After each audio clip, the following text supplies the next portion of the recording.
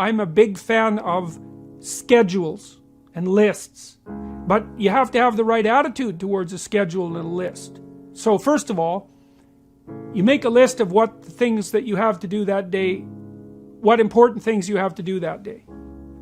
But you want to remember that that list should serve your higher interests, right? Your higher values. So that presupposes that you've already decided what your higher values are and that you have a vision in place. Then you want to decompose that into what's necessary that day. Aim high, let's say, and then concentrate on the day. What are the most important things that I need to attend to so that I'm in better shape tonight than I was in the morning? And if you ask yourself that question, you have to want the answer, which is rather demanding, let's say. It's another example of orienting yourself properly. So your aim is to get the answer to this question. And your perceptions and your thoughts will organize themselves around that question, and you'll get answers. Like they'll rise up, in that mysterious way that thoughts rise up.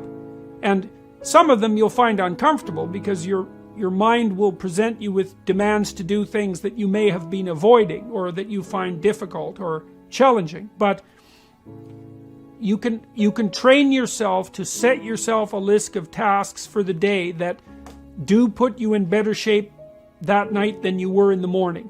It doesn't help to shy away from difficult issues because you're stuck with them. They're not going away. The best you can do is something worthwhile in the face of them. And so you figure out what that worthwhile thing is, and then that gives you, and then you practice implementing that, gives you some character and some strength, and that's the sort of thing that can help transform you into a leader. What you do is actually important, and what you leave undone as well. Both of those things. Like each individual is more significant and has more impact than they think, for better or for worse. I mean, you can think about it this way, in your lifetime you're going to directly influence at least 1,000 people, and each of those 1,000 people will influence 1,000, and so that's 1,000,000 people, one person separated from you, and 1,000,000,000 people, two people separated from you. We live in a network, and we're really tightly associated with one another, and if you hold your head high and you confront the future courageously and you put your life together and you develop a integrated and valuable plan and you implement it and you're a trustworthy person, you have an unbelievably positive effect on everything around you. And so it actually matters that you do these things. And I don't believe that it really matters where in the formal power hierarchy you sit.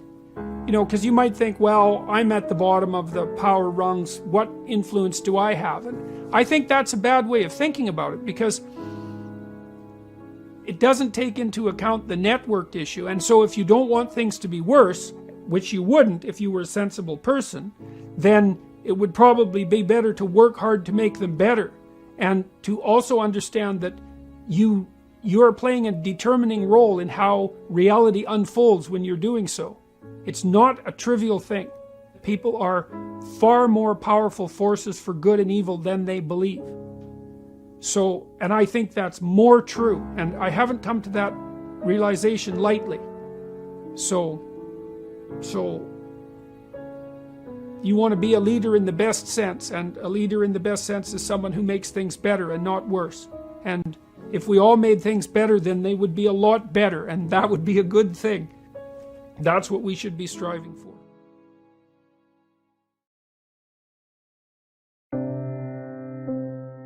To be precise in your speech does two things. It specifies your goal, and it reduces uncertainty. You see what you aim at. And I don't mean that metaphorically. I really don't, because you're a lot more blind than you think. There's a lot of the world that you don't see. You see most of what's in front of you in a very blurry way, like your peripheral vision is extremely low resolution. You see clearly a tiny focal area that's where you're pointing your eyes. And you point your eyes at what you want to pay attention to, And what you want to pay attention to is generally associated with what you want. So what that means is that the world reveals itself to you in relationship to what you want. And so that's really helpful because you want to see the world so you don't stumble blindly through it and fall into a pit. You want to get to where you're going. And so if you specify where you're going very clearly, then that enables you to see the pathway forward. Now, the upside to that is that you can probably get to where you want to go. The downside is you also make your conditions of failure very explicit.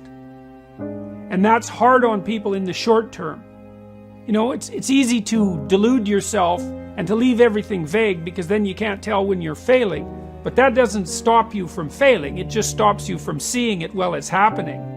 Then the other advantage to being precise in your speech and your aims is that helps you tell the difference between what's important and what isn't important.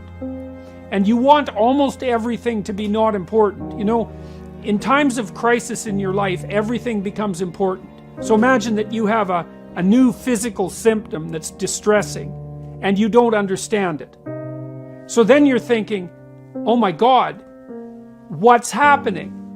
Am I collapsing physically? Have I got a serious illness? Is it a fatal illness? What's going to happen to my family? Is my whole life going to fall apart? Like, what happens when something that you can't specify occurs is that everything becomes relevant. And that's terrible. No one ever wants that. You want hardly anything to be relevant. And so if you specify your goal, then almost everything becomes irrelevant. And only those things that are important stand up in sharp relief. That's also a real boon to the people that you're communicating with because they know what you want then. And so even if you're a harsh person, let's say that you're pretty punitive and if people don't do a good job, you let them know. If you specify what you want, then they know how to avoid your harshness. And the more precise you are in your formulation of the problem and in your presentation of a solution and the role you might play in that solution, the more likely you are to advance on all fronts. As far as I can tell, there's nothing you can do that moves you and your agenda, your vision, let's say, forward faster than precision in speech.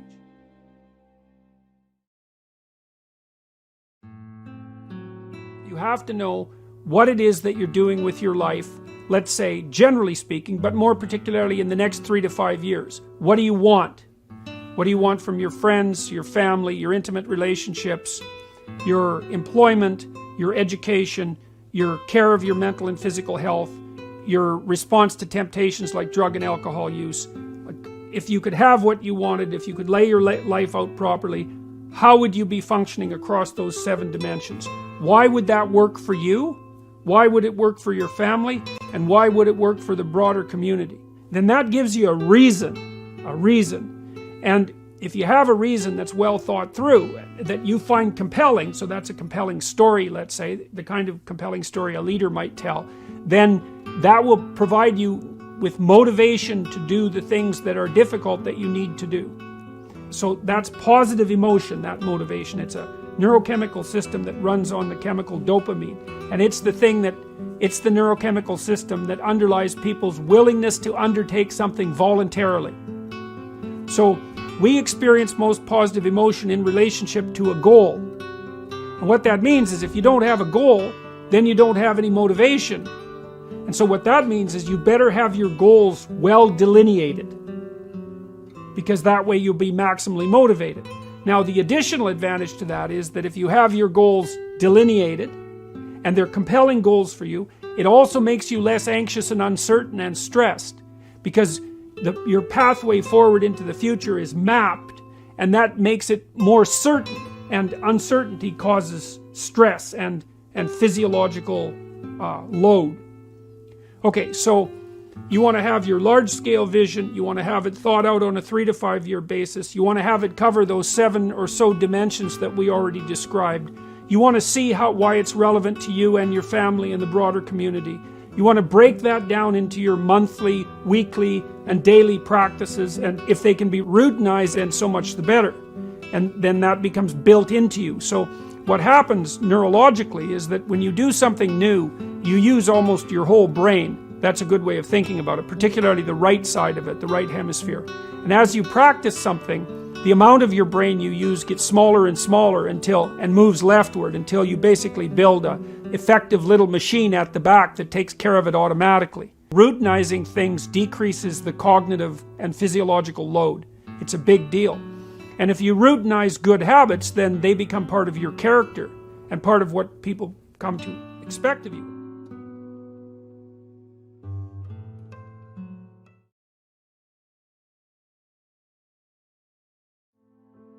If you ask people what they regret, especially as they get older, what they generally report is things not done.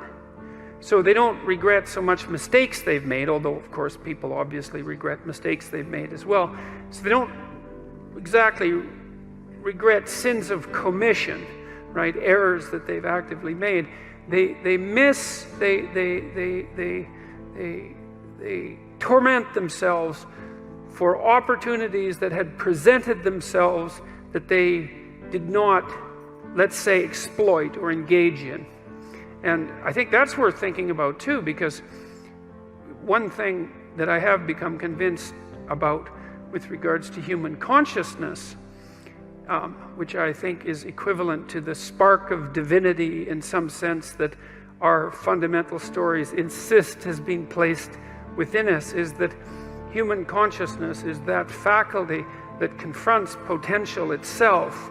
I think there's good neurological evidence for this, by the way, for those of you who are scientifically minded, because we build circuits within us for habitual action that we've practiced many times that seem to run in a very deterministic fashion. And we are a strange combination of deterministic and non-deterministic as far as I can tell. But what our consciousness seems to be for is to encounter those things that we have not yet encountered. And those things that we have not yet encountered seem to me to be those things that have not yet been brought into being. And so you could say that what our consciousness is for the encounter with potential. You know, that our consciousness is it's not for the past, it's not even for the present. It's to transform the future into the present. And really that's what our consciousness does. When you wake up in the morning, you have a new day ahead of you, and the day could take you in very many directions. And the weeks and the years, all of that can take you in very many directions. And you have some apprehension about what those directions might be. You have some apprehension about what role your choices might make in transforming that potential into one form of actuality or another. I mean, you certainly know that there are dreadful mistakes that you might be very tempted to make that would produce all manner of hell around you and still be tempted to do it. It seems like it's sitting there right in front of you as a possibility.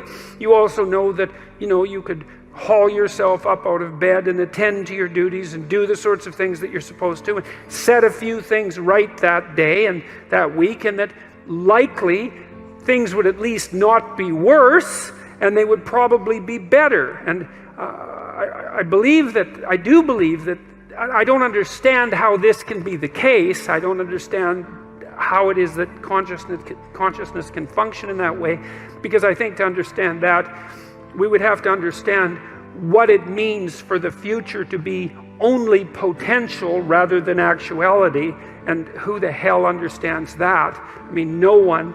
And then we'd have to understand how it is that our conscious choices and our conscious ethical choices transform that potentiality into actuality, into reality, into the present and the past. And we certainly act as if we believe that that's what we do. We upbraid ourselves. For example, when we do a bad job of it, we're upset with our children and those we love if we don't believe that they're living up to their potential. We're guilty and ashamed when we make choices that we feel are inappropriate. We understand to some degree that the manner in which time lays itself out has something to do with the ethics of our choice. And again, I would say that's a very deep idea. I think it's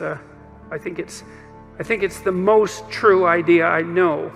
It's very emphasized, that idea emphasized in ancient religious stories, such as those that are outlined in Genesis, or in Genesis with its strange insistence that, God is that which brings order out of chaos, formless potential, generates the world out of formless potential, and that we're somehow made in that image, which seems to me to be the case. And that the proper way, by the way, to go about acting in that image is to act in relationship to the potential that confronts you with truth and with courage, with careful articulation. That's the logos. And that if you do that, then what you bring forth is good.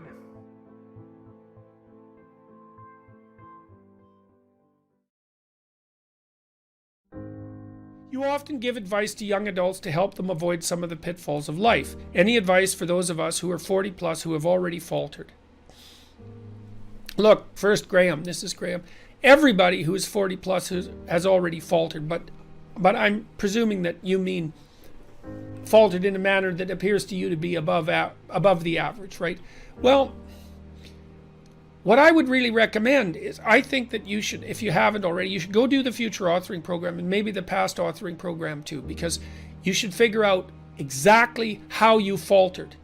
Like, what exactly did you do wrong by your own analysis, right? I'm not saying, well, what social rules did you break, although that's not a bad initial guideline. It's like, so in the self-authoring suite, there's a past authoring module, and it asks you to break your life into 7 epochs, and then to consider the emotionally significant or practically significant events within each epoch, and to detail out their emotional nature and their consequences and so on. And one of the things you might want to figure out is, well, when you say that you faltered, like, what do you mean exactly? And I mean exactly. Go over your life with a fine-tooth comb. This is what Alexander Solzhenitsyn did, by the way, in the Gulag, before he wrote the Gulag Archipelago. He went over his life and said, okay, well, like, where did I go wrong? What did I squander? What mistakes did I make? And what did I do right? So that you can orient yourself now. And then you want to think, and this is why we built the future authoring program, well, look, you got 40 years left, man. So what do you want them to be like? So what do you want to aim at? At least, how are you going to minimize the misery if nothing else? And so you need a plan. And then what you need to do is to figure out how to work day to day so that you incrementally approach that plan. So I have another chapter in this new book called Compare Yourself to Who You Were Yesterday Rather Than to Who Someone Else Is Today. And that's really a useful psychological stance for someone who's 30 and over in particular. 20-year-olds can still kind of compare themselves to other 20-year-olds because all 20-year-olds in some way are the same. But 40-year-olds are really different from each other, and so are 30-year-olds for that matter. So you might think, okay, well, here's a meditative strategy for ceasing to falter. You could wake up in the morning, or you could do this at night before you go to bed, and you could think, okay, look, I want to structure my day tomorrow so that when I'm done with the day, my life is in slightly better order than it was when I woke up this morning. It's just slightly better, because incremental progress is massively, massively effective, because it bears exponential fruit, just like a bank account. Compounds. Incremental progress compounds with time. So you can get up in the morning and you can think, okay, there's some things in my life that I could put in order today. They're usually things you don't want to do, as I mentioned earlier. What could I do today that would help put my life in order that I would do? And you have to ask yourself. You can't tell yourself. You have to ask yourself, what would you do? And then maybe you have to say, well, or maybe you have to say, under what conditions would I be willing to do something to put my life in further order today? What little reward would I need to give myself? And these have to be questions. You can't like take out the whip and boss yourself around, because you'll find that you're a terrible master and a worse slave. And so you can get a long ways if you look low enough. One of the things Carl Jung said, which I really liked, was that modern people don't see God because they don't look low enough. They don't have the humility. Now, you said that you have already faltered, so it sounds like you've got the humility already intact. So I would say, think about what you want. Think about what you know around you isn't set right, because you'll know. Make a list of things that around you that aren't right, and then start thinking about small things you can do, like trivial things that even a fool like yourself could manage, that would orient you in the right direction and help straighten out your life. And try that for a year before you decide that you're a failure, you know? Because you'll find that if you put that into practice for a year, that things will be a lot better. And like I said, you got 40 years left, so you're not done yet, man. The other thing I would say too is, it isn't exactly that I would say forgive yourself, because that's just a cliche, but I would say that once you've decided what you've done wrong, and you've put into practice some strategies to rectify that you don't have to beat yourself any more than is necessary for you to learn, which is a good rule of thumb with regards to treating yourself and also to treating other people. So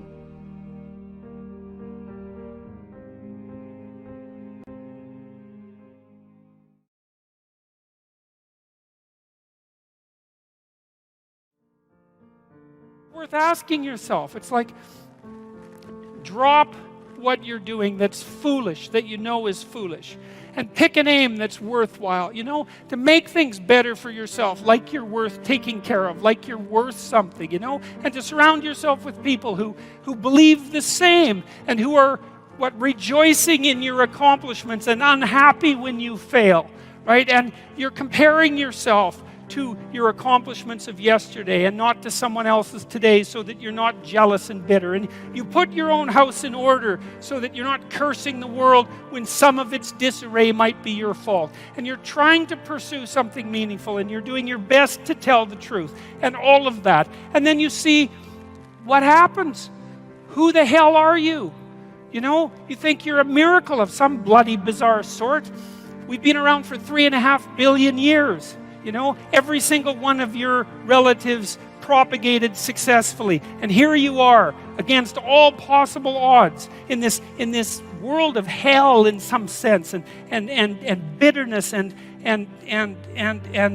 tyranny and malevolence. And yet God only knows what's inside you, this capacity for consciousness, the capacity to confront potential and to turn it into something good. That's us, man. That's the Western story. That's the individual as the cornerstone of the state. That's our responsibility, and it really is who we are. And so we need to know that, and we need to remember it, and we need to act it out. And then maybe we can see what we can do about it, and see how good we could make things. And maybe that would be the purpose of your damn life, right? Not to be happy. It's like, there's problems to be solved. Be happy after you solve the goddamn things, right?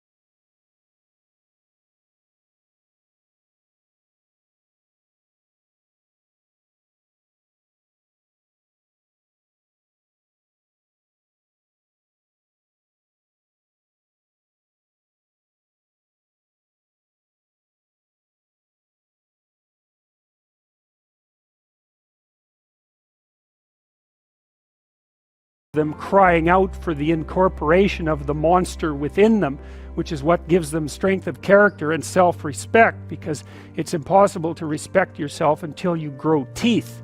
And if you grow teeth, then you realize that you're somewhat dangerous, or maybe somewhat seriously dangerous, and then you might be more willing to demand that you treat yourself with respect and other people do the same thing.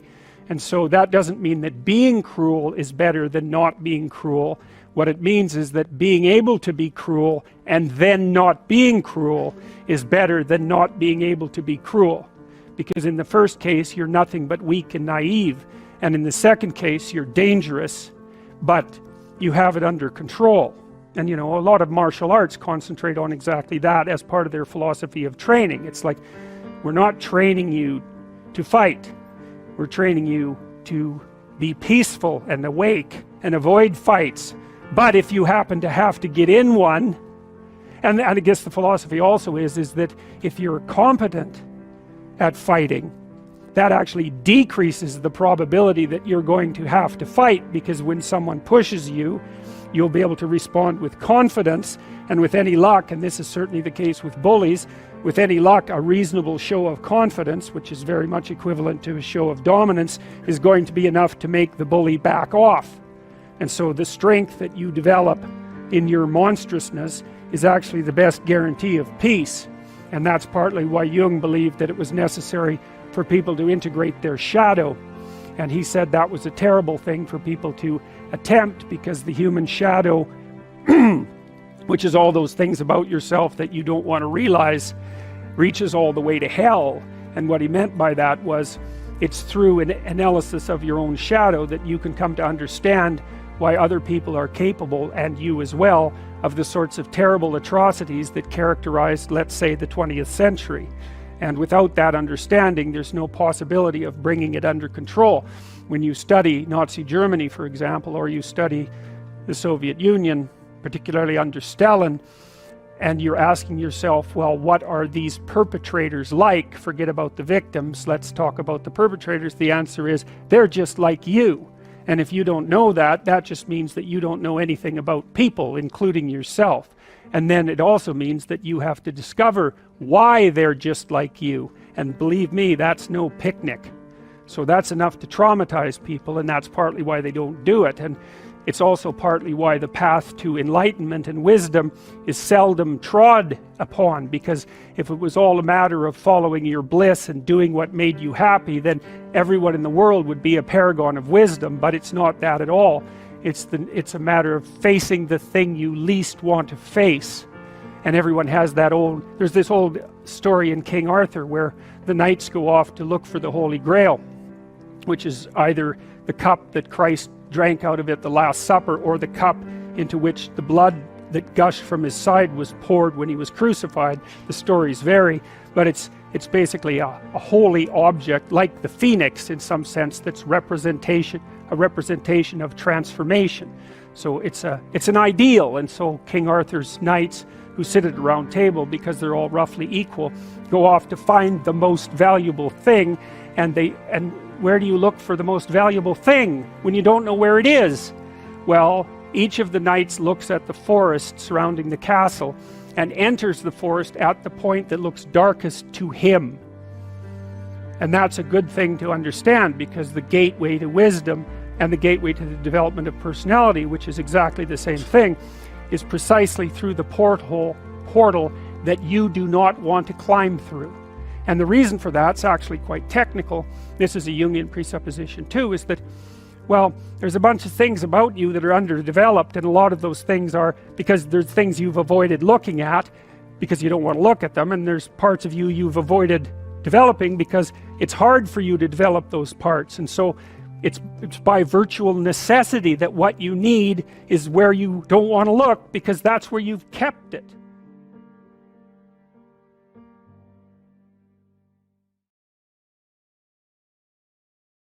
You have to master a new skill, but you're avoiding it because you know that you'll be bad at it when you first do it. And if you're perfectionistic, you're going to say, well, I can't allow myself to be bad at anything.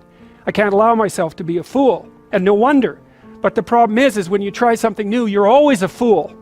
And so unless you're willing to be a fool, you can't learn anything new. And that's also why Jung regarded the trickster as the precursor to the savior, archetypally speaking, is because you cannot do the right thing unless you're willing to be a fool first. And that's really worth knowing. Lots of times, you guys are going to make a stage transition in your life, and you're going to feel like an imposter. When you get a new job, or when you get a promotion or something like that, you're going to feel like an imposter. And you are. Because what do you know when you make that first transition, right? But it's going to make you embarrassed, and it's going to make you ashamed and all of those things. But you have to understand that you are a fool when you first try something new. But you're a worse fool if you don't try it. Now, that doesn't mean you should, make like you know everything as soon as you're promoted or you have some transition in status. That's foolish, of the wrong sort. But to know that you have to be fallible in order to progress is an unbelievably useful thing. It can free you up. I was talking to a writer the other day about his process for beginning writing. He's written many books. He writes a very, very, very bad first draft. Right, and that's a good way to think about things, is throughout your life you're going to be doing that, is writing the next draft of you, and it's pretty bad to begin with. But that's okay, because it isn't going to get any better unless you put yourself out into the domain of the unknown to begin with.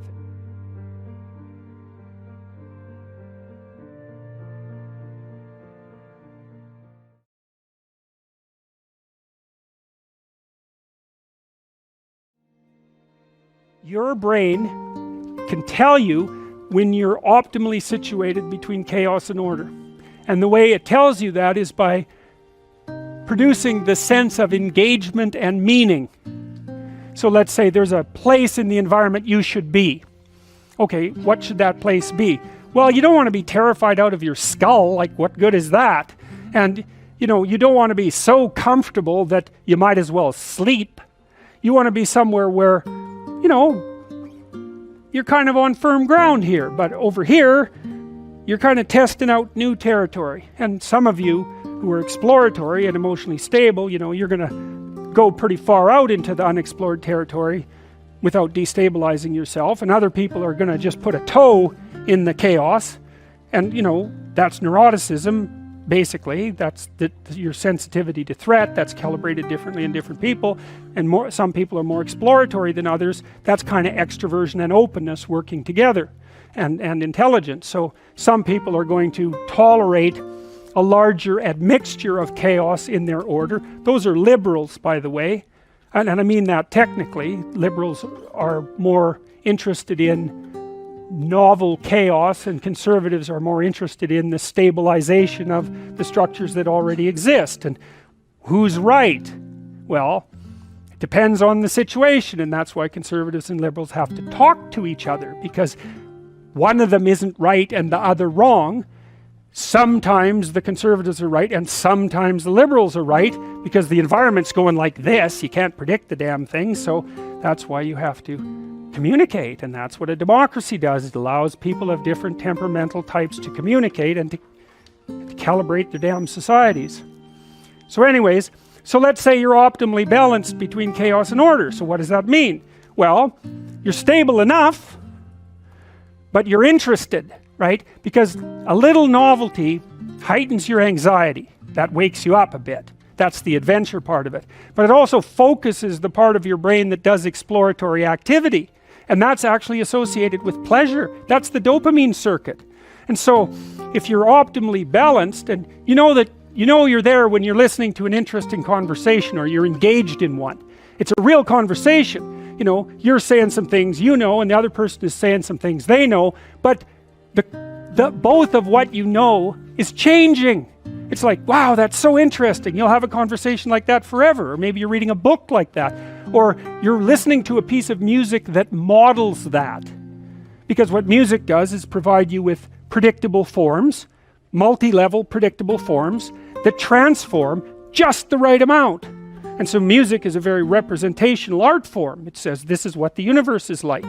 There's a dancing element to it, repetitive, and then cute little variations that sort of surprise and delight you, and you think, wow, that's so cool. And it doesn't matter how nihilistic you are, music still infuses you with a sense of meaning, and that's because it models meaning. That's what it does. That's why we love it. And you can dance to it, and that sort of symbolizes you putting yourself in harmony with these multiple layers of reality and positioning yourself properly. And you like that too, you'll pay for it. Oh boy, I get to go dancing, Oh boy, I get to listen to music. It's like, what the hell are you doing listening to music? What good is that? Well, you think that's a stupid question. I don't care about your dopey criticism. I'm going to listen to some music, right? There's no rational argument against music. It's like, you just don't even think about it. You just walk away from someone who's stupid enough to ask that question. It's like,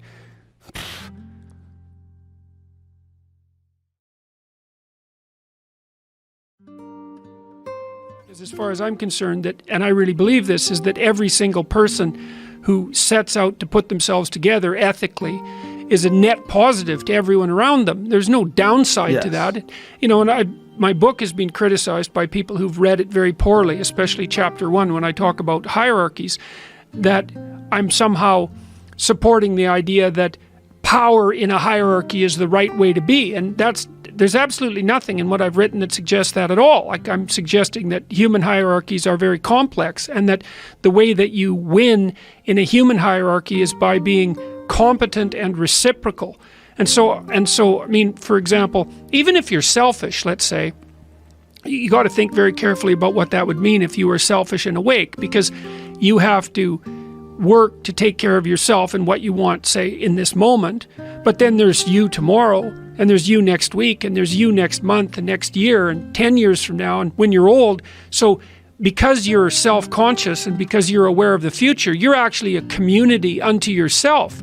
And if you're selfish and impulsive, all that means is that you're serving the person you are right now, you know, in that impulsive way, but not the person you're going to be. And so that's not a good grounds for any sort of ethical behavior.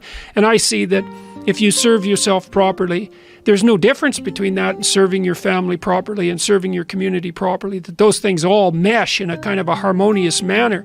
And one of the things that's really been effective in the lecture tour is a discussion about that idea and its relationship between that and meaning and responsibility, because one of the things that strikes the audience as silent constantly, because I'm always listening to them to see, you know, when the attention is maximally focused, is whenever I point out to people that the antidote to the meaninglessness of their life and the suffering and the malevolence that they might be displaying because they're resentful and bitter about how things have turned out, the antidote to that is to take on more responsibility for themselves and for other people, and that's aspirational, which is kind of cool. You know, the conservative types, the duty types, and I'm not complaining about them, you know, they're always basically saying, well, this is how you should act, because in some sense that's your duty, right? That's how a good citizen would act, and that's a reasonable argument. But the case that I've been making is more that, well, there is value distinctions between things.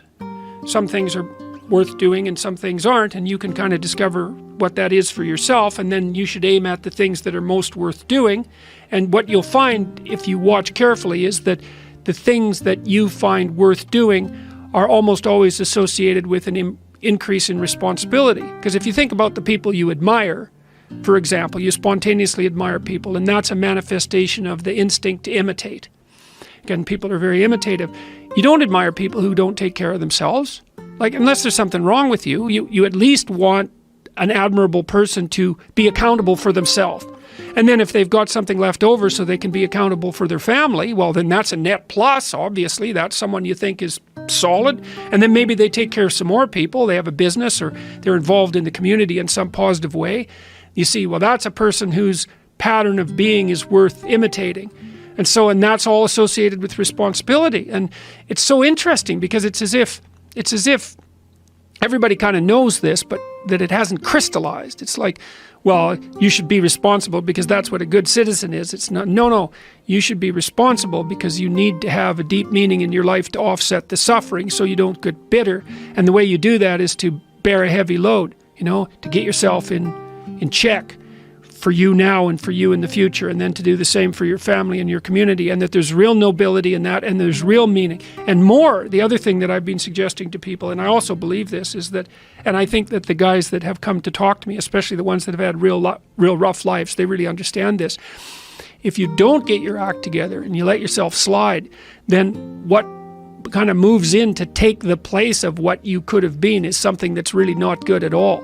So it's not only that if you're living like a dissolute life, that you're not aiming at anything positive, and so you don't have any real meaning, and you're subsumed by anxiety and all of that, and hopelessness. But something kind of hellish moves in there too to occupy that place, and so then you end up making things worse. And when, one of the things I learned about studying totalitarian systems, whether they were on the right or the left, was that part of the reason that the totalitarian horrors of the 20th century manifested themselves was because average people didn't take on the proper responsibility. They shut their eyes when their eyes should have been open, even though they knew it. And they did and said things they knew they shouldn't have done and said. And that was what supported those horrible systems. So, if you don't get your act together, then you leave a little space for hell.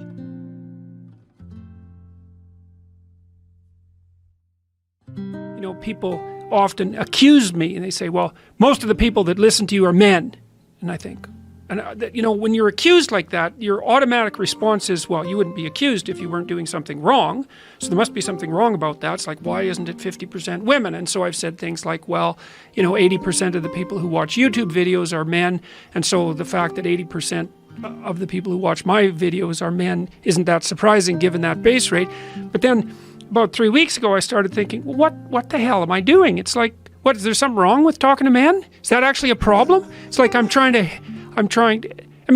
didn't set out to do that specifically, but if that's the way it's working out, and there is a majority of men coming to my shows, say, then why is that all of a sudden supposed to be a bad thing? I'm asking men to be more honest, and especially in their speech and their thinking, and to be more responsible for themselves and for their family and for their community, and to grow up and to shoulder their burden and to live a responsible and meaningful life, and putting those two things together conceptually. And it's like, and then there's an accusation about that as if there's something wrong. And I thought, well, why am I even playing into this? It's like, fine, I'm talking to men, I'm encouraging them, and I am absolutely thrilled. Like every time someone comes up to me, and that's happening, maybe 100 times a week or something like that, and tells me one of these stories about how they put their life together. It's like, I'm absolutely thrilled about that. And so I don't see, it's just a sign of how pathological our times have become, in some sense, that there would have been any guilt about that to begin with.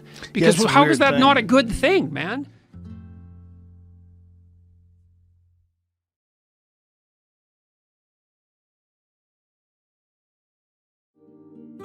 Sometimes things do not go well. That's self-evident. But here's the rub. Sometimes when things are not going well, it's precisely that which is most valued that is the cause. Why? It's because the world is revealed through the template of your values. If the world you are seeing is not the world you want, therefore, it's time to examine your values. It's time to rid yourself of your current presuppositions.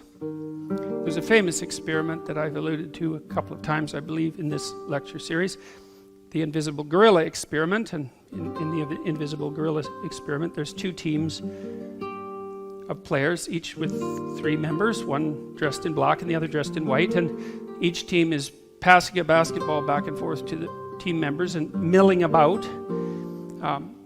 You see a video of them doing so. They basically fill the video screen, and the white team is passing a basketball to the white team members, and the black team is passing a basketball to the black team members. And your job, as far as the experimenter is concerned, is for you to count the number of times that the black team passes the basketball back and forth. So that's what you do. So now you have an ambition and an aim and a value. And the ambition and the aim and the value, they're all the same thing, and that is to perform well at the task. Now, the thing that's so cool about this, and this is really so cool, it's just unbelievable that this is the case. It's like a complete validation of a certain element of the Buddhist worldview. So they pass the ball for a couple of minutes, and then the experimenter says to you, how many? And you say 15, and because you're happy with yourself because you've been paying attention, and the experimenter says, yeah, that's right, or maybe not, maybe you missed one. And then the experimenter says, did you see the gorilla? And half of you say, what gorilla? Like, really? And the experimenter says, yes. And then he rewinds it and plays the video, and sure enough, in walks this guy in a gorilla suit, 6'3" or so, stands in the middle of the game, right in the middle of the game, the same size as the players, perfectly, obviously evident, beats his chest for like a second and a half, and then sort of saunters off. And half the people who watch the video don't see the gorilla, which is absolutely shocking. And what that means is that your ambitions blind you to the nature of reality. Now, they illuminate some reality, but they blind you to most of it. And that's fine, because there's not a lot of you in some ways. You're a very pinpoint thing, like a laser beam. And so you just can't be attending to everything all the time. But one of the things that you might ask yourself once you know that is that if you're suffering dreadfully, then one possibility is that you're so fixed on the point, you're so fixed on a point, the fact that you're so fixed on the point that you're fixed on might be integrally related to why things are going so catastrophically wrong. Now, perhaps not, because, there's a lot of arbitrariness about life. And perhaps you suffer even when you don't deserve to. That seems to happen in the book of Job, for example, because Job is a good guy, and God has a bet with Satan, which seems like another relatively nasty thing to do, to let Satan just torture him. And he does quite nicely, to see if he'll turn against God. And it seems like a rather playground sort of thing for God to engage in. But the point is that even in a document like the Old Testament, there's ample suggestion that sometimes people just get wiped out and hurt, even if they're living good moral lives, aiming properly and all that. There's an arbitrariness in life that's not eradicable. But it's possible that it's what you're clinging to that's hurting you. And it's even possible that's the thing that you're clinging to the hardest that's hurting you the most. That could easily be someone you love. Like lots of times I see people in therapy and they're miserable for one reason or another. And sometimes it's because they have a very close relationship with a family member, and that just isn't working. The family member, for the sake of simplicity, we'll say, is not really oriented towards helping them have a good life. The family member is instead oriented towards making them as bloody miserable as you can possibly make anyone. And what would you say? Exploiting the bond between family members in order to enable that. And then sometimes the sacrifice that's necessary is either merely distancing yourself from that person, sometimes substantively, and sometimes seriously distancing yourself from them, like we don't talk anymore, ever. And so that's pretty damn rough, and it hurts and all of that, but it's a good example of the fact that sometimes in order to extract yourself from the miserable bit of chaos that you happen to be enmeshed in, you have to let go of what you love best.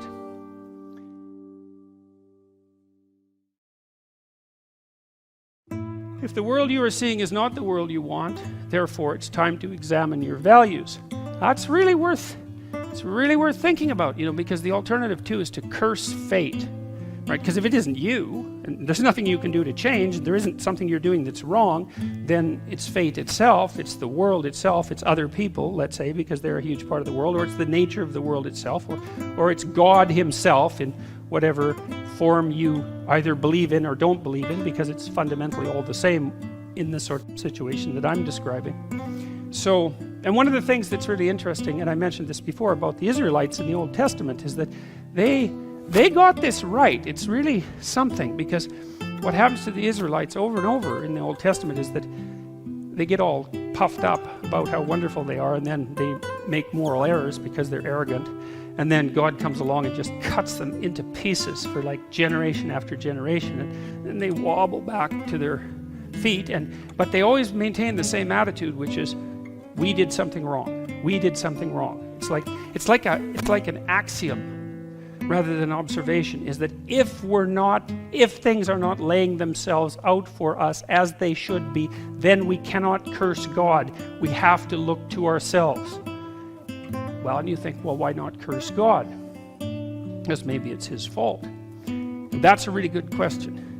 And one of the things that I've tried to figure out over the last 30 years is, well, why not just curse God? Because there is this arbitrary element to existence, and we are vulnerable, and there is plenty of suffering, and things are unfair. Like, there's problems, right? There's injustice and unfairness and all of these things, and endless suffering. So why not just lay it at the feet of God? And whether God exists or not, in some sense, by the way, with regards to the metaphysics of this particular discussion, is not relevant. The point remains the same either way. And the answer is, as far as I can tell, that if you refuse to take on the responsibility yourself, and you attempt to lay it at the feet of either society or being itself, then you instantly start to act in a way that makes everything much worse, not only for you, but for everyone else, and maybe even for being itself. And so, no, it's not helpful. Now, if you decide that it's you've got the problem, maybe that's not even true. Like, maybe you are someone who's being tortured by the bet between God and Satan, and like, too bad for you if that happens to be the case. But it still seems to be the appropriate thing for a human being who's standing on his or her own 2 feet in a proper manner to take the responsibility on for themselves, regardless of the counter arguments that might be made against it. That's really something. It's time to rid yourself of your current presuppositions. I also think of that, it's a deadwood issue. You know, one of the things you see with motifs like the phoenix. Remember when Harry Potter goes off to fight the basilisk that turns you to stone when you look at it? It's a dragon for all intents and purposes. Well, when he gets bitten by the dragon and poisoned, that's the dragon of chaos, right? The thing that turns you to stone when you look at it. When he gets bitten by it, then he's going to die. And yeah, well, if you get bitten by the thing that turns you to stone when you look at it, if it bites you, man, if you're not dead, you're going to wish you are. It's one of the two. And then the phoenix flies in and cries tears into the wound, and that heals him. And the phoenix is the thing that allows the dead wood to burn off occasionally, let's say. Well, I think it's once every 100 years with a phoenix, and of course it's pretty dramatic. The whole damn bird has to go up in flames, and then there's nothing left but an egg. But there's a very serious message there too, which is that, you know, you can compare yourself in some sense to a forest fire, to a forest, you know, and a forest has to burn now and then for the dead wood to clear so that the forest can actually maintain its continued existence. And if you stop the forest from burning for a prolonged period of time, which happened in the United States when they were trying to manage the forest fires too tightly, then all that happens is the dead wood accumulates and accumulates and accumulates and accumulates and accumulates until the whole damn forest is dead wood, and then lightning hits it and it burns so hot that it burns the topsoil off. And then there's nothing left, nothing grows. And so that's a good moral lesson, which is don't wait too long to let the damn dead wood burn off, you know. Maybe a little self-immolation on a daily basis might be preferable to burning yourself all the way down to the bedrock, you know, once every 20 years or so, because maybe there won't be anything left of you when you do that.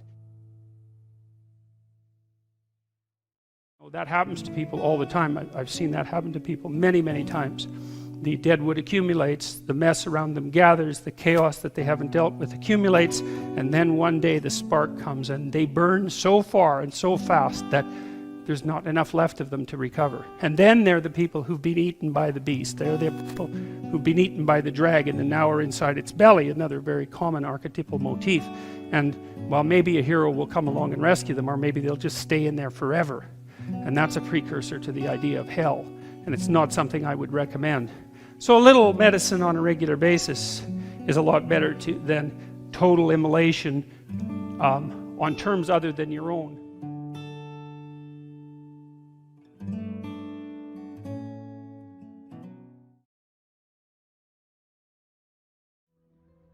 We have to move forward towards things because we have requirements. There are things that we require to keep us alive and to keep us wanting to be alive as well. And those are different things. And we move forward towards things that we value. So there's two propositions there. The first is that we have to move forward because there are things to move forward to, because there are things we need and want. And the second is that to move forward towards something is simultaneously to value it. And so one of the implications of that is that we always live in a framework of value. There's no escaping that, and that we're moved forward. I detailed this out quite substantially in my book, Maps of Meaning, but we're always at a place, and And we're always moving towards a place that in principle has some advantage over the place we're at. Otherwise, why move towards it? And so what that means is that there's no life without value. At least there's no human life without value. Out of necessity, and also not only out of necessity at the physiological level, but also out of necessity at the psychological level. Because another thing that you might point out, that I think is usefully pointed out, is that not only do you have to move from point A to B in life, but point A is often a very difficult place to be, because we're fragile and bounded and mortal and limited, and because we know that. And so one of the implications of that, as many great religious traditions are at pains to illustrate or demonstrate or proclaim, is that life is essentially suffering. And I believe that to be a fundamental truth. But perhaps not the most fundamental truth, because I think the most fundamental truth is that despite the fact that life is suffering, people can transcend that. And partly the way they transcend that is by pursuing things of value. And so that if there is no value proposition at hand, then you have no meaning to justify the difficult conditions of your life. And that's brutally difficult for people. You know, Nietzsche said, he who has a why can bear any how. And you see, and I've certainly seen this as a clinical practitioner, that people who have no purpose in their life are embittered by the difficulties of their life. And they become first bitter, and then resentful, and then revengeful, and then cruel. And there's plenty of places to go past cruel. That's just where you start if you're really on a downhill path. All right, so those are the first propositions. The second proposition would be, well, if you're going to pursue something of value, because you're a social creature, you're going to pursue that thing of value in a social space, and that means you're going to compete and cooperate with people around you in the pursuit of that value. And what that inevitably means is that, given that the pursuit of anything valuable is going to be a collective enterprise, that you're going to produce a hierarchy, or maybe more than one hierarchy, but at least a hierarchy of competence in relationship to that pursuit. So it doesn't matter what you decide to pursue, maybe you're going to do that cooperatively, you're going to find that you and other people vary in your ability to manage that pursuit effectively and efficiently. And so there's going to be a hierarchy of people, from those who are very good at the pursuit. Maybe it's pole vaulting, maybe it's delivering massages, maybe it's delivering groceries, maybe it's setting up an enterprise. It doesn't matter. But if it's a valuable pursuit and you pursue it socially, you're going to produce a hierarchy. And the hierarchy is going to be one of competence. And so if you're going to pursue value, then you're going to construct a hierarchy. And then there's an implication from that, which is that if you construct a hierarchy, most of the people within that hierarchical structure are a minority of people are going to be fantastically successful at the pursuit, and a very large number are going to stack up at the bottom. And that's a manifestation of what's known as Price's law. It's mapped by the Pareto distribution. It's an expression of what's been known among economists as the Matthew principle from the New Testament. To those who have everything, more will be given. From those who have nothing, everything will be taken away. And it's an iron law of the distribution of success in hierarchies. Abraham is self-conscious, that's what this commentary says, but the thing is he moves forward despite that. He's self-conscious and he knows the danger, but he moves forward despite that. And that's actually the appropriate response in the face of actual non-naive understanding of what constitutes life. Like if you're naive and you move forward, it's like, well, what the hell do you know? You know, there's no courage in naivety because you don't know what there is to stop you. You don't know what dangers you might apprehend, but to be aware of what it is that your problem is. So to be alert existentially, let's say, or to be fully self-conscious means that you're perfectly aware of your limitations and how you might be hurt. And then to make the decision to move forward into the unknown and the land of the stranger. Anyways, I would say that's one of the secrets to a good life. And I can say that really without fear of contradiction, I would say, because the clinical literature on this is very, very, very clear. What you do with people who are afraid and to some degree depressed, but certainly anxious, is you lay out what they're anxious about, first of all, in detail. What is it that you're afraid of? What might happen? And then you decompose it into small problems, hypothetically manageable problems, and then you have the person expose themselves to the thing that they're afraid of, and what happens isn't that they get less afraid. That isn't what the clinical literature indicates exactly. What happens instead is they get braver. And that's not the same thing, right? Because if you get less afraid, it's like, well, the world isn't as dangerous as I thought it was, you know, silly me. If you get braver, that's not what happens. What happens is, yeah, the damn world's just as dangerous as I thought, or maybe it's even more dangerous than I thought, but it turns out that there's something in me that responds to taking that on as a voluntary challenge and grows and thrives as a consequence. And there's no doubt about this. Even the psychophysiological findings are quite clear. If you impose a stressor on two groups of people, and on one group the stressor is imposed involuntarily, and on the other group the stressor is picked up voluntarily, the people who pick up the stressor voluntarily use a whole different psychophysiological system to deal with it. They use the system that's associated with approach and challenge, and not the system that's associated with defensive aggression and withdrawal. And the system that is associated with challenge is much more associated with positive emotion and much less associated with negative emotion. It's also much less hard on you, because the defensive posturing system, the prey animal system, man, when that thing kicks in, it's all systems are go for you, you know. The gas is pushed down to the pedals pushed down to the metal, and the brakes are on. You're using future resources that you could be storing for future time right now in the present to ready yourself for emergency. So there's nothing simple or trivial at all about the idea of being called to move forthrightly forward into the strange and the unknown. And there's a real adventure that's associated with that, right? So that's an exciting thing, which is part of the reason why people travel. And then also to see yourself as the sort of creature that can do that, is willing to do that on a habitual basis, is also the right kind of tonic for, I hate this word, for your self-esteem. You know, because the self-esteem has nothing to do with feeling good about yourself. As I already mentioned, there isn't necessarily a reason why a priori you should just feel good about yourself. But if you can view yourself acting in a courageous and forthright manner, and encountering the world and trying to improve your lot, and taking risks, you know, in a non-naive way, well, then you have something that you can comfort yourself with at night when you're wondering what the whole damn point of your futile and miserable life. And that's necessary, because it's often the case that you wake up at 4 in the morning, or at least sometimes the case that you wake up at 4 in the morning when things haven't been going that well, and wonder just what the hell the point is of your futile and miserable life. You have to have something real to set against that. It can't be just rationalizations about how, you know, you're a valuable person among others, even though that's true. That's not good enough. You need something that's more realistic to set against that. And observing courage in yourself is definitely one of the things that can help you sleep soundly at night when things are destabilized a little bit around you.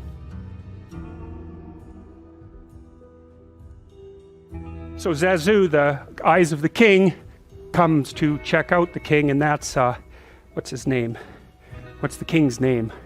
Mufasa, yeah, and he's a very regal looking person, lion, and he stands up straight and tall, and that means that he's high in serotonin, because serotonin governs postural flexion. And if you're dominant and near the top of hierarchies, you tend to expand so that you look bigger than you could if you shrunk down. And so if you're a low dominant person, you wander around like this so that you look small and weak, and you don't pose a threat to anybody. But if you're at the top, you expand yourself so that you can command the space, and that's why he has that particular kind of regal posture. And if you look at his facial expression, you see that it's quite severe.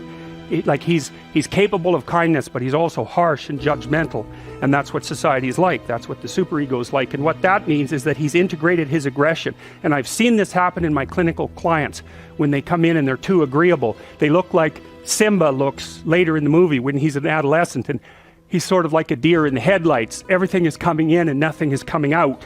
But when the person integrates their shadow and gets the aggressive part of themselves integrated into their personality, their faces harden. And if you look at people, you can tell, because the people who are too agreeable look childlike and innocent, and the people who, well, a hyper-aggressive person will look, you know, mean and cruel. But I've seen people's face change in the course of therapy, men and women. So, and what happens is they start to look more mature, and it's more like they're judging the world as well as interacting with it properly once they integrate that more disagreeable part of them. It's very, very necessary, and that's part of the incorporation of the Jungian shadow, or the incorporation of the unconscious from a Freudian perspective. But old Musafa there, he's already got that covered.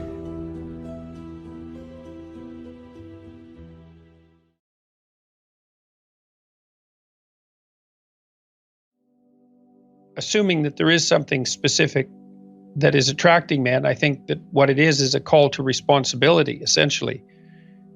I think that people are, especially young men, are sick and tired of being fed a constant diet of, you're good enough, you should feel happy with who you are. An endless diet of rights and freedoms will give you a meaningful life. And that's on the sort of pat you on the back, even though you don't deserve it, side of reality. And then there's the lack of call to adventure, I would say, and the accusation that men face increasingly that their active presence in the world does nothing but contribute to tyranny and oppression, which I think is absolute. It's not only nonsense, it's pernicious and destructive nonsense of the worst kind. And so, I've been telling men instead, or suggesting to them, explaining it more than telling, that it's necessary for them to grow up and get their act together and to adopt some responsibility and to bear a burden and to speak truthfully and to take responsibility, because there's important things to do in the world, and that the world will be a lesser place if they don't allow what's within them to come forward. And I think that that's true. And so I think that that's a message that reasonable young men who are somewhat lost are desperate for.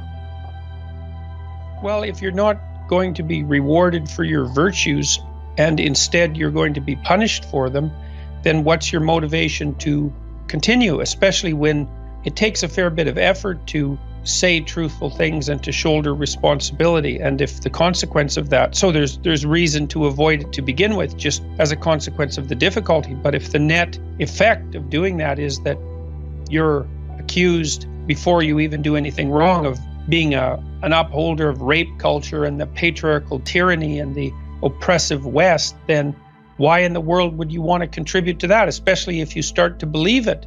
Some of it's just a matter of accepting excuses and taking the easy way out, but some of it's a matter of becoming guilty enough to actually believe it, withdrawing from active engagement in the world. The people who are going after masculinity, let's say, as toxic, can't distinguish between tyrannical power and competence.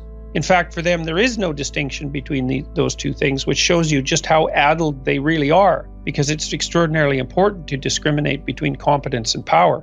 And the postmodern types, especially the neo-Marxists, think, oh, well, competence, that's just how you justify your claim to your position. It's really just power. You're just defining competence in a way that benefits you. But that's idiotic. So it doesn't really require much of an argument. And certainly no one ever acts like that. If you have a car and it doesn't work, you take it to a competent mechanic. If your father's heart is failing, you take him to a competent surgeon. And you don't think, oh, well, that person is just there because of the Western patriarchy and the privilege of the oppressor. So it's nonsense. It's resentful, cowardly, ideologically possessed, pathological nonsense, and it's extremely dangerous. And so I've been saying that about as bluntly as I just said it. And I think that more and more people are realizing that it's gone far enough. I'm sure hoping they are.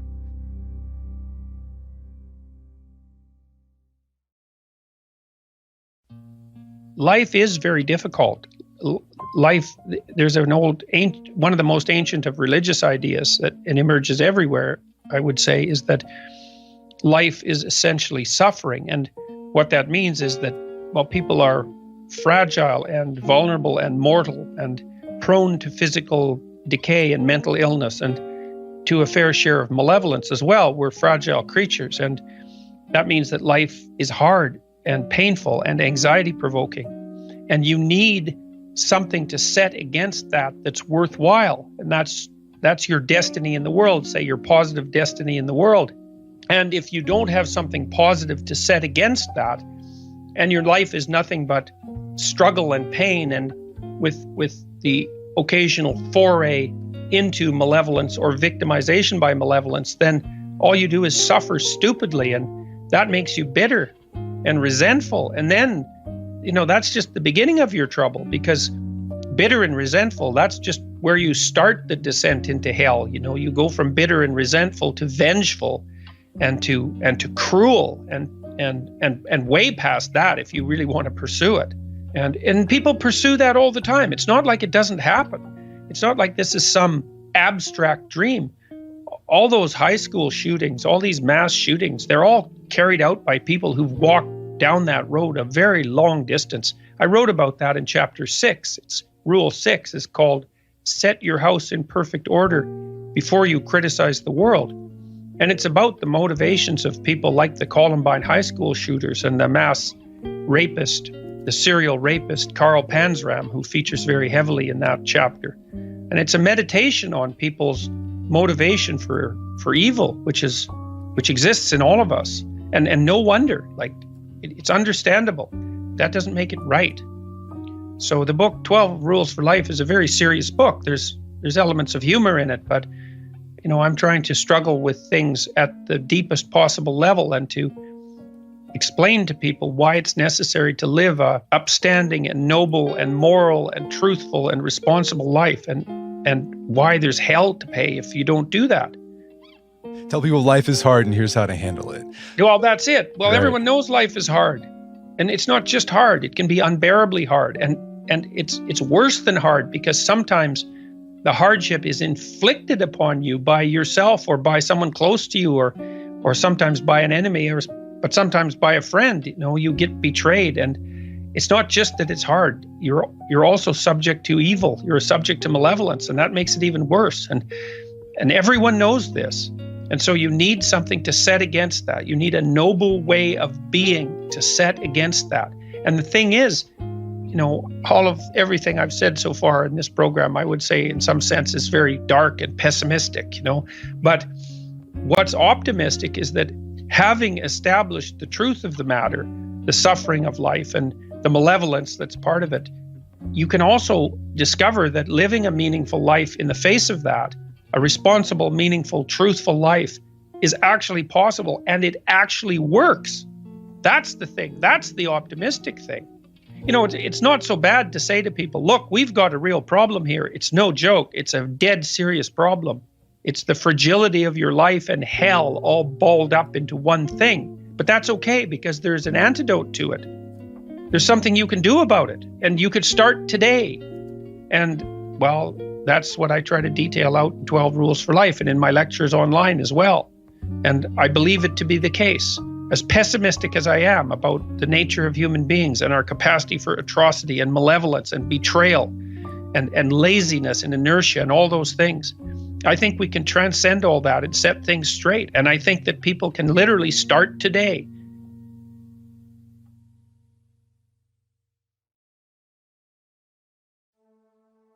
I believe that the experience of meaning is an instinct. And you could think about it as the ordering instinct.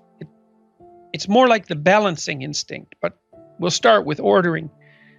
There's a lot inside of you that needs to be ordered and set straight. Like you're a collection of motivations and emotions and thoughts and proto-actions and desires. Well, I suppose those are the same as motivations. You're a loose collection of all those things. And something has to bring all of that into a functioning order. And the experience of deep engagement, the experience of meaning, I think, is the manifestation of the instinct that orders you. And it orders you, and it orders your family, and it orders the world, the broader world as well. And that instinct isn't some secondary consequence of some more important biological function, let's say. It is that very function. And I think we know enough about neuroscience now. I think we know enough about how the brain operates to just make that statement categorically. So my hypothesis has been, and this is not a fully original hypothesis, it's based on the work of neuroscientists whose research I know well and respect greatly, very hard-headed people. They believe, for example, that the left hemisphere is specialized for operation in explored territory, and that the right hemisphere is specialized for operation in unexplored territory.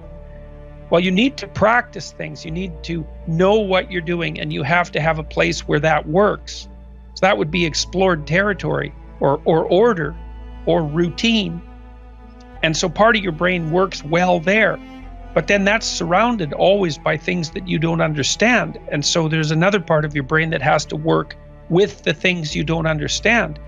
And the sense of meaning occurs when you get those two systems working properly together, so that you're partly stable and secure and operating where you know what's going to happen next and it's going to be something that you want, but also expanding your competence at the same time and pushing yourself and stretching yourself so that if things shift on you, then you're going to be ready and prepared. And that's a deep instinct. That's the instinct of meaning, as far as I can tell. And it's an unerring guide to proper action in the world.